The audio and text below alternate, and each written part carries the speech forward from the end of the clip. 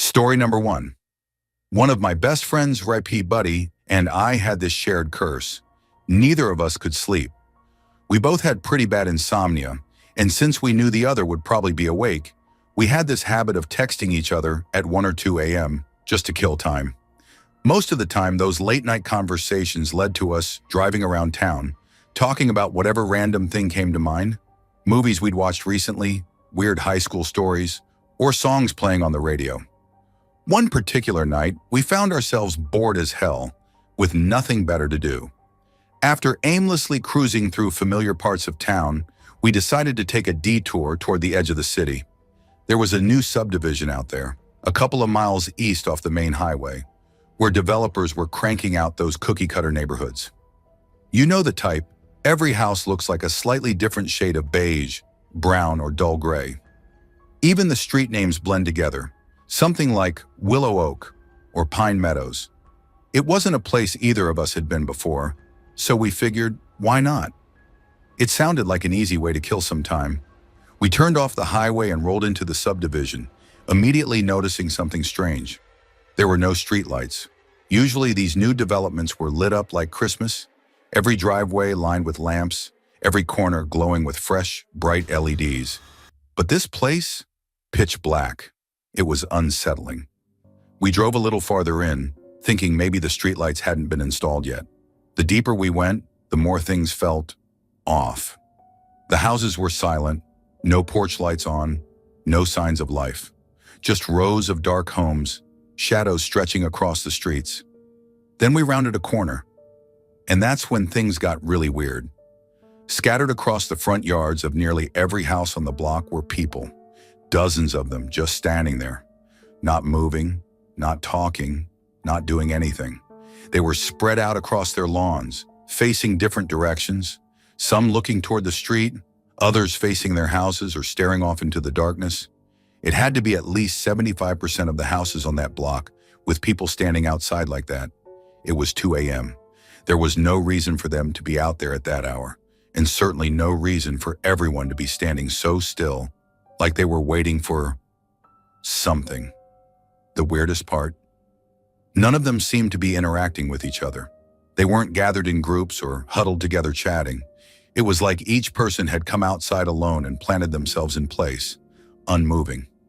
I remember glancing over at my friend, and from the look on his face, I knew he was just as freaked out as I was. "What the actual fuck is going on?" I whispered. He didn't answer. He just gripped the steering wheel a little tighter and kept his foot hovering over the gas. We didn't stick around to find out what was happening. The second we hit the end of the block, he floored it, and we got the hell out of there without saying another word.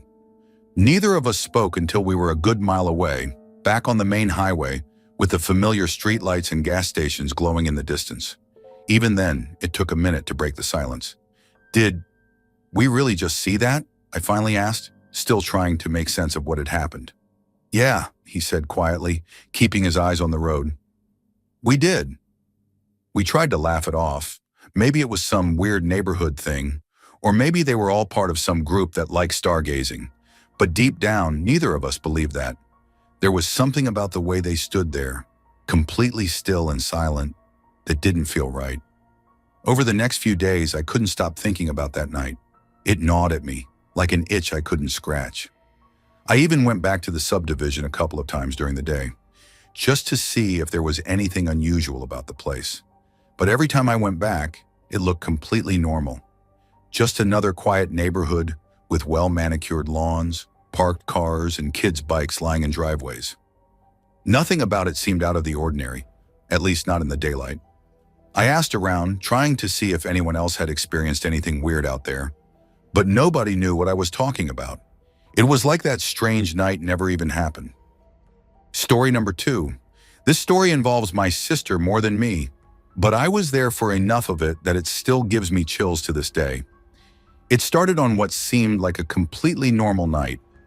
My mom was out with friends watching a game at a bar, so it was just me, my dad, and my sister at home.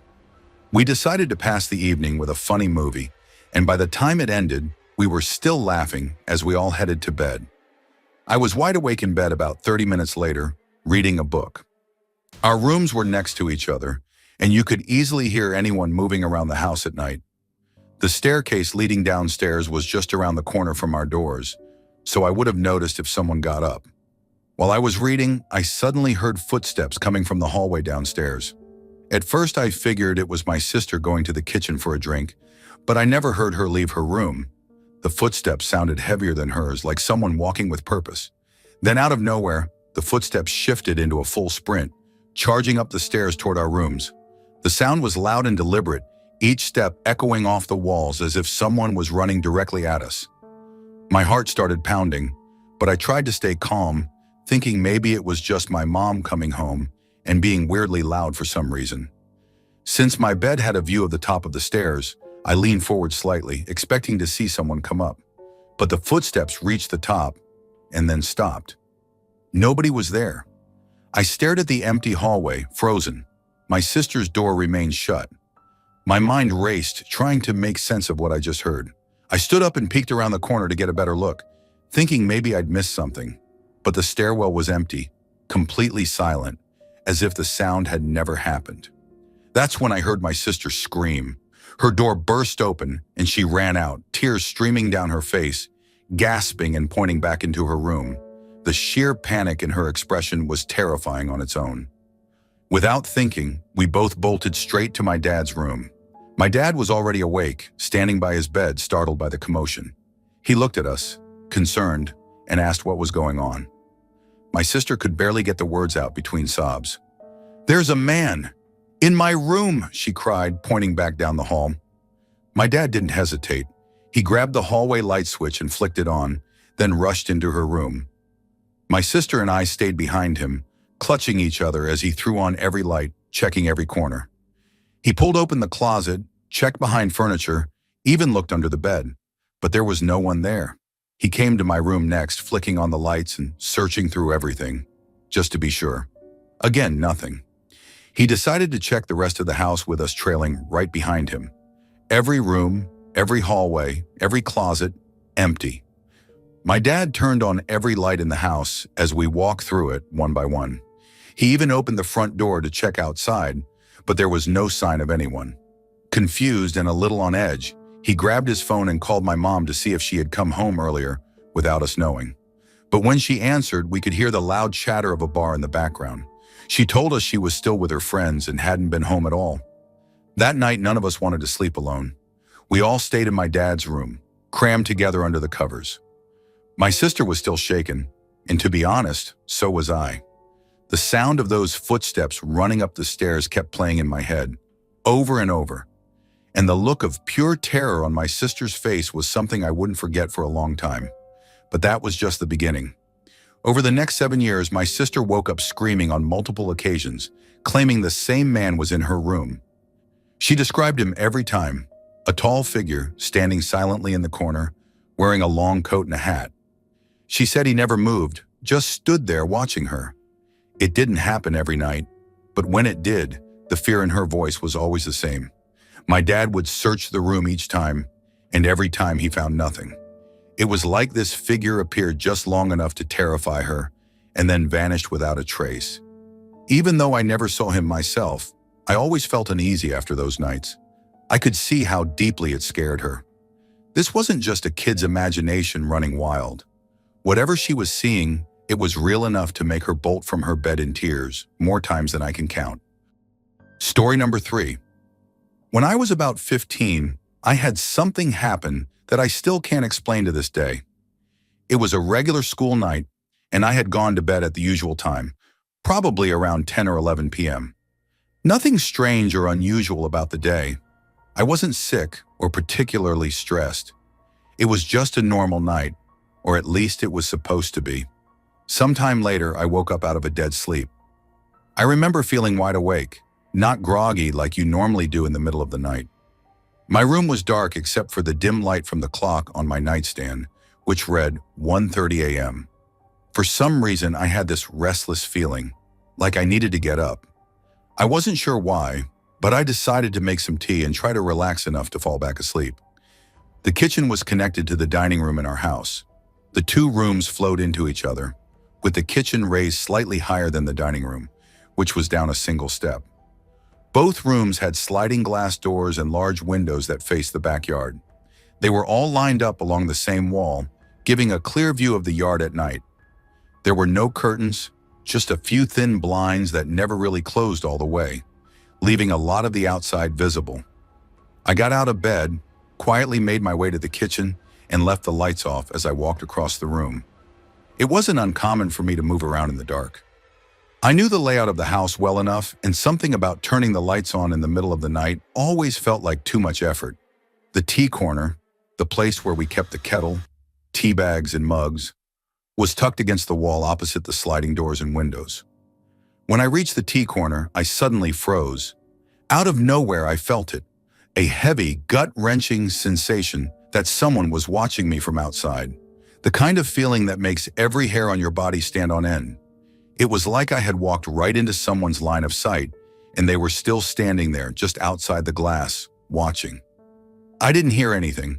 No movement outside, no creaks or sounds in the house, but I could feel it.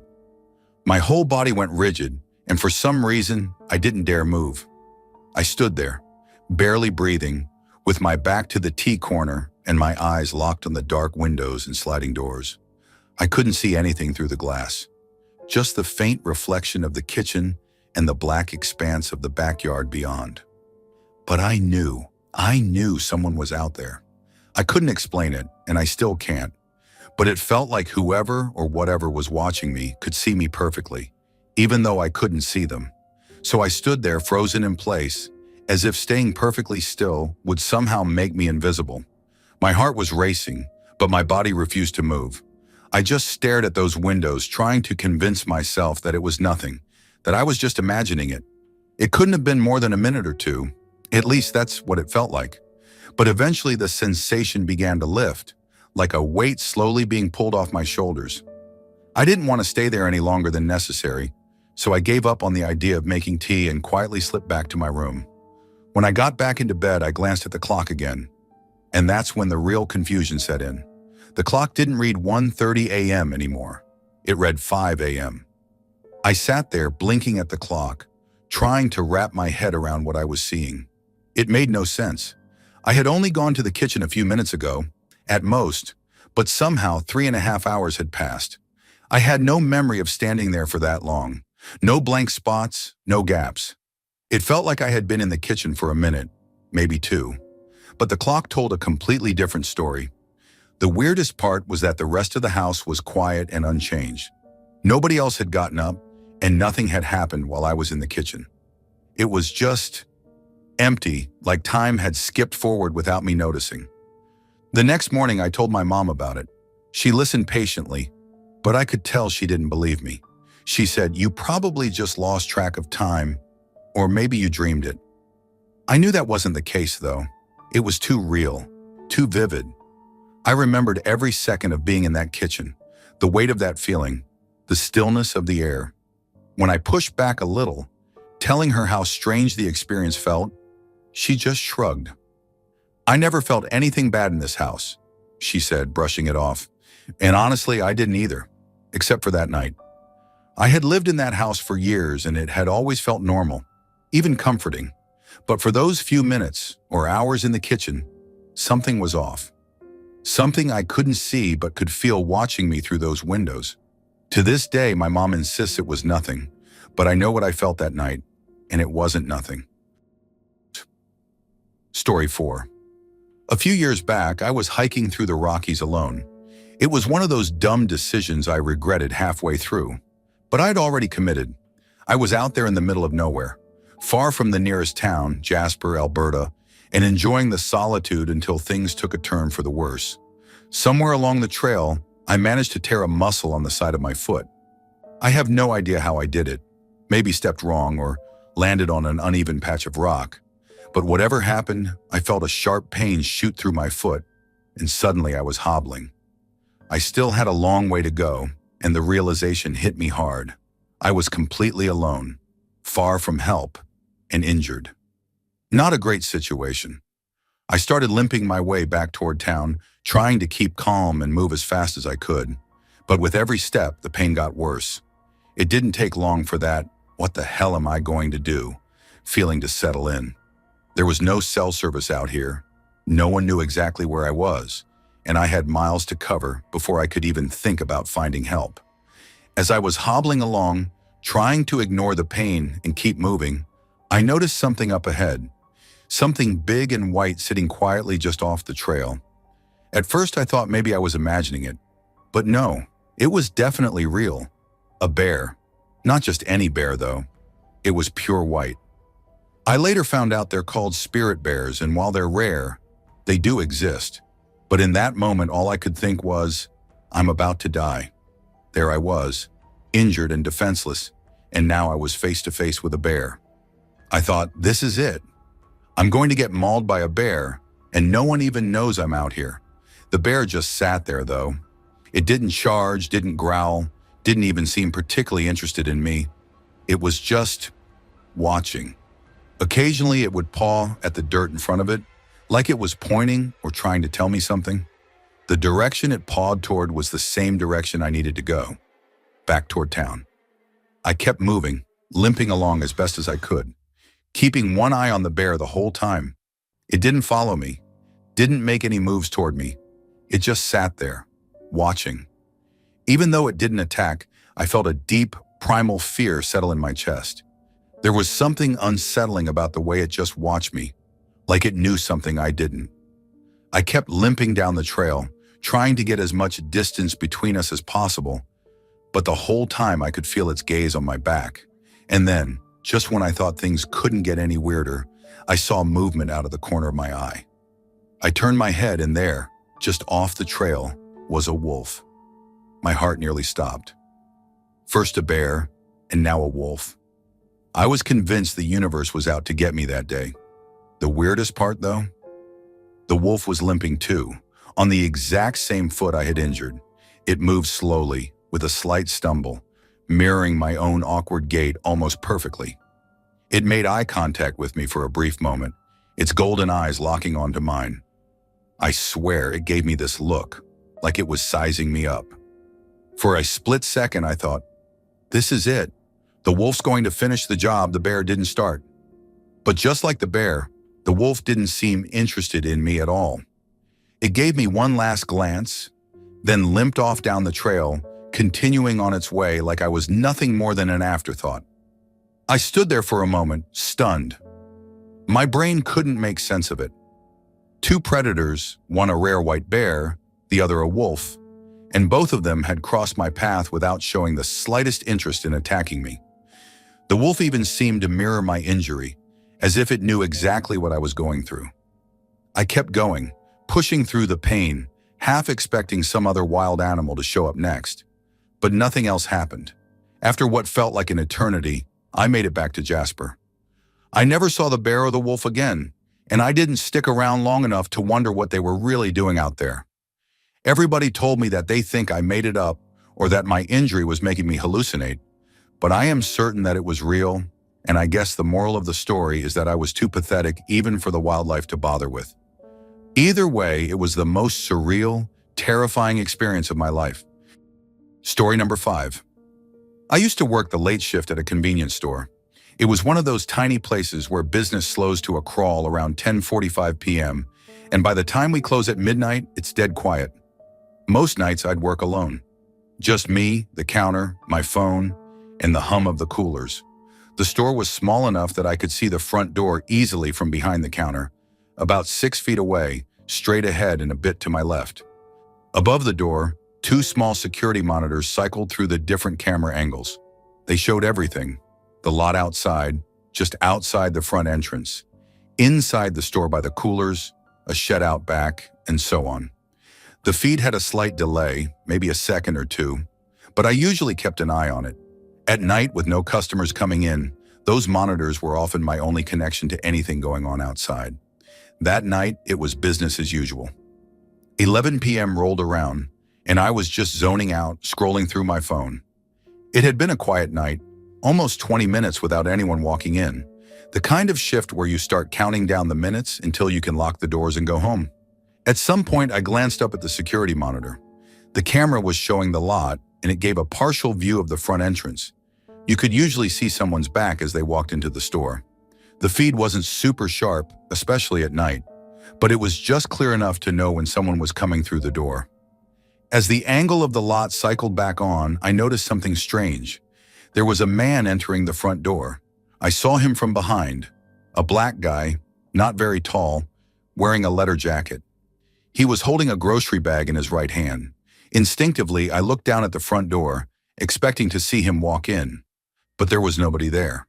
For a second, I thought maybe I was tired and seeing things. It was late after all, and weird things can happen when you're working alone at night. I glanced back up at the monitors, waiting for the next cycle of angles to come around. Maybe it was a glitch, a weird replay of old footage. The cameras cycled through, showing the shed, the coolers, and the area outside the door again. My heart started racing as I realized how bizarre it was. I had just seen the man walk in on the monitor, but there was no sign of him in the store. It didn't make sense. I decided to keep watching. The entire camera cycle takes about 45 seconds, and I told myself I'd wait it out to see if the man showed up again. Maybe it really was a delayed glitch, or maybe I had imagined it. As the monitor switched back to the entrance again, the door suddenly swung open. I froze. A man stepped inside, the same man I had seen on the camera a minute earlier. Same build, same leather jacket, same grocery bag clutched in his right hand. I could feel my skin crawl. It was like watching the same scene play out twice, once on the screen and then again in real life. The man didn't seem threatening. In fact, he barely acknowledged me. He walked slowly around the store, glancing at the shelves, almost as if he were killing time. I waited for him to grab something, but he didn't pick up a single thing. After a minute or so, he just turned around and walked back out the door. I stood there, frozen behind the counter, trying to make sense of what had just happened. I'd seen him on the monitor before he actually walked in the door. Not at the same time, before. Even after he left, I stayed glued to the cameras, waiting for something else to happen. But nothing did. The next few cycles passed without any surprises. Just the same empty lot, the coolers and the back shed. I felt a knot forming in my stomach, the kind that tells you something isn't right, no matter how much you try to convince yourself otherwise. I tried to brush it off, telling myself my mind was playing tricks on me.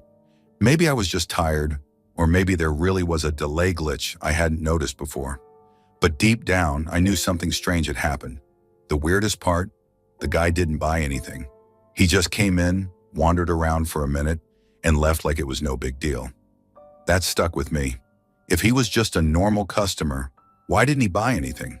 Why did I see him on the cameras before he even walked in? I locked the doors as soon as my shift ended and told myself I'd figure it out later. But no matter how many times I replayed it in my mind, I couldn't come up with an explanation that made sense. I didn't work any more night shifts after that. Story number 6, I was working the night shift at a bakery inside the local orchard. My shift ran from 8 p.m. to 4 a.m., and though the store officially closed at 8, it wasn't uncommon for the owners to pop in after hours to check things or grab something they needed. I'd only been on the job for about a week, still getting used to the routine. It was a quiet, simple job, just me and a couple of other night staff prepping for the morning crowd. It was around 3 a.m., near the end of my shift, and I was out on the floor stocking shelves. I remember feeling a little groggy. It had been a long night, but I still had some bread to put out before we wrapped up. The store was dim, with only half the lights on, casting long shadows over the shelves and displays. I had just turned to grab a loaf of bread off the rack when I saw him. Standing by the cold case, only a few feet away, was a man. He looked to be in his late 40s or early 50s, bald, average build, and wearing a red flannel shirt tucked neatly into a pair of jeans. I was startled for a moment, but he seemed calm, not threatening. "Hello, how are you?" he asked politely, his voice steady and friendly. I blinked, trying to shake off the initial surprise. "Hi, I'm doing well. How are you?" I replied, still processing his sudden appearance. "I'm fine, thank you," he answered. There was nothing immediately alarming about him, but something about the whole situation felt off. I mean, who just walks into a bakery at 3 a.m., says hello, and stands quietly by a covered cold case? Still, I tried not to overthink it. Maybe he was one of the owners or someone they knew. I turned back toward the shelves to finish placing the bread, figuring I'd introduce myself properly in a second. It only took a few moments, but when I turned around to ask who he was gone. I stood there confused, scanning the aisles and the small corners of the store. There was no way he could have left without me seeing or hearing him. I hadn't heard the front door open or close, which would have made a loud beep to alert us. The back door hadn't opened either. He was just gone. I checked around the bakery a little more, but there was no trace of him anywhere. It was as if he had vanished into thin air. A strange feeling crept over me as I tried to make sense of what I had just seen. It wasn't like a customer could have just wandered in unnoticed, and even if they had, why would they disappear like that? When I got home later that morning, I told my mom about what happened. I half joked that if random people could just waltz into the bakery at 3 a.m., maybe I didn't want to keep working there. She listened quietly, then asked me some questions about the man, what he looked like, what he was doing, and what he said to me. As I described the encounter again, I realized how strange it really was. The man hadn't seemed lost or confused. He was just standing there looking at the cold case, which was covered for the night. There was no reason to be interested in it. He couldn't even see what was inside, and it didn't seem like he was trying to steal anything either. My mom suggested that it might have been one of the owners checking on things, but something about that didn't sit right with me. It just didn't make sense. A few days later, I finally met the owner of the orchard. He came by during the night shift to chat with the staff and check on things. As soon as I saw him, I knew he wasn't the man I had seen. The owner was older, with a completely different appearance. I casually brought it up with one of my coworkers, mentioning the strange encounter I had. They shrugged and told me it was probably just the son. At least that's what they assumed. Apparently, the owner's son was supposed to take over the orchard, but he had passed away from cancer not long ago. It was still a sensitive subject around the store. The conversation stuck with me all night. When I got home that morning, curiosity got the better of me. I searched online for the obituary, wanting to know more about the son, and there it was, his picture, right on the obituary page. The same man I had seen standing by the cold case, bald, flannel shirt, jeans. My heart skipped a beat as I stared at the photo. It was him. There was no doubt in my mind. Thanks for watching. Don't leave before leaving a like to this video. Also hit the subscribe button to support my work. And as always, have a horrific nightmare, my dear.